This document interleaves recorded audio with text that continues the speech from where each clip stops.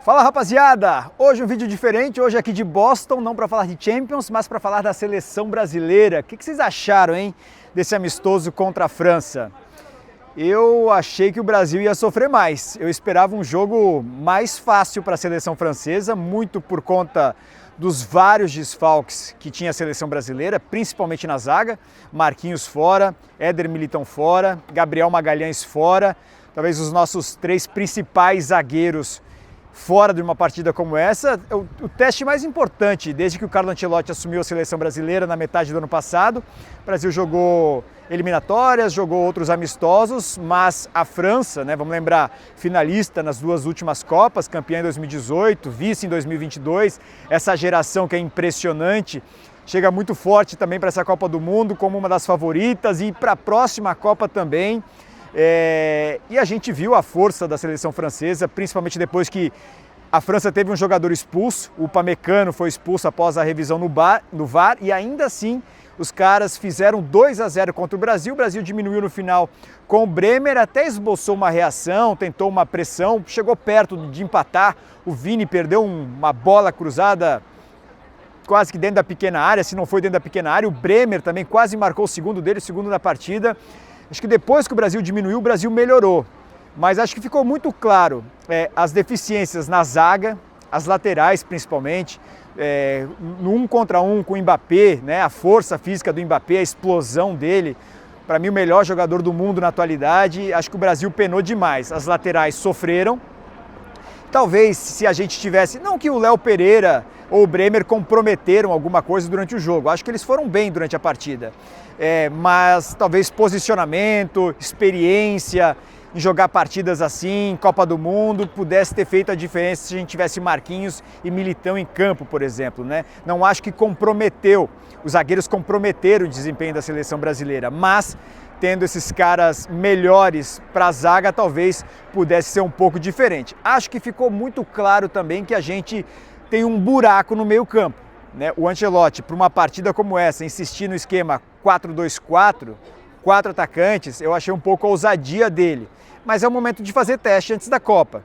Talvez para uma partida como essa, uma seleção forte como a francesa, seria o ideal tirar um atacante e reforçar o meio-campo, porque muitas vezes a França dominava o meio-campo. A segunda bola era deles, Acho que o Gabriel Martinelli ficou um pouquinho abaixo, o Rafinha também muito aquém do que ele rende no Barcelona, na seleção. O Vini também, impressionante como talvez os dois principais jogadores que a gente tem hoje, o Vini e o Rafinha, que são protagonistas nos dois principais times da Espanha, eles não conseguem desempenhar da mesma maneira com a camisa da seleção brasileira. Tem muito para melhorar, mas acho que para um esquema, assim, uma seleção forte como a francesa, se for a Alemanha, se for a Argentina, uma dessas seleções mais casca, é melhor fechar o meio-campo, fechar a casinha e jogar com o que tem.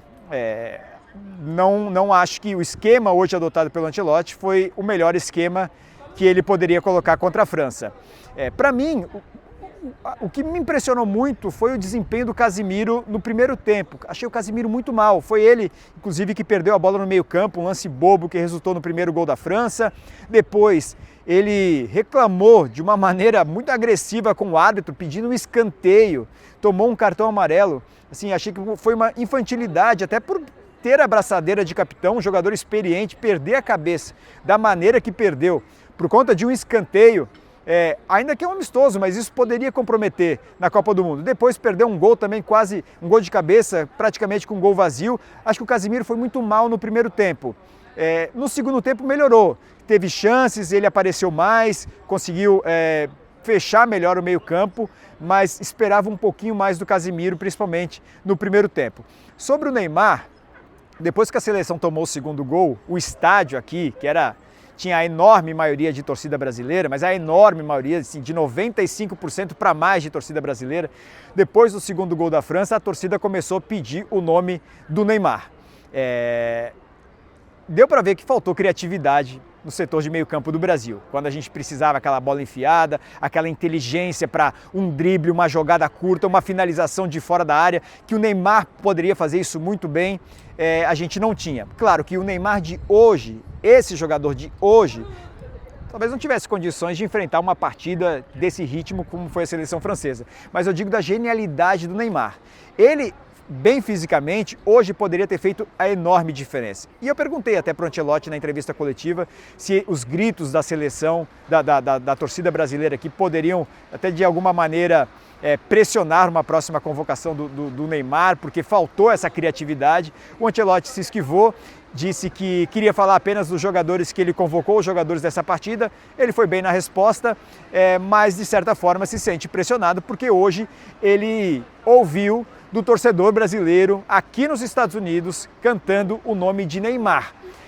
É uma pressão grande para cima de Carlo Ancelotti, que disse que não foi tão ruim assim o teste contra a França. Apesar do resultado, claro, perder é sempre ruim, mas deu para a gente ver bem o nível que está a seleção brasileira, esse time, essa seleção brasileira que entrou em campo hoje.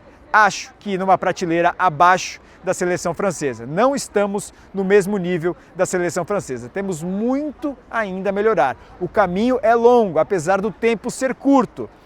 Na terça-feira tem a Croácia pela frente. Talvez na mesma prateleira que a seleção brasileira.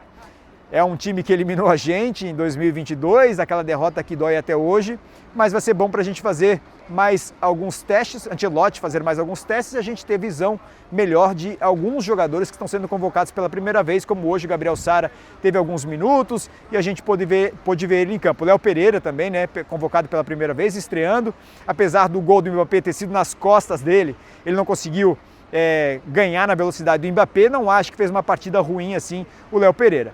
Na terça-feira contra a Croácia é outro jogo. Lá em Orlando é outra realidade, talvez um time que o Brasil possa fazer frente, talvez jogar mais de igual para igual. Contra a França a gente realmente está bem atrás da seleção francesa.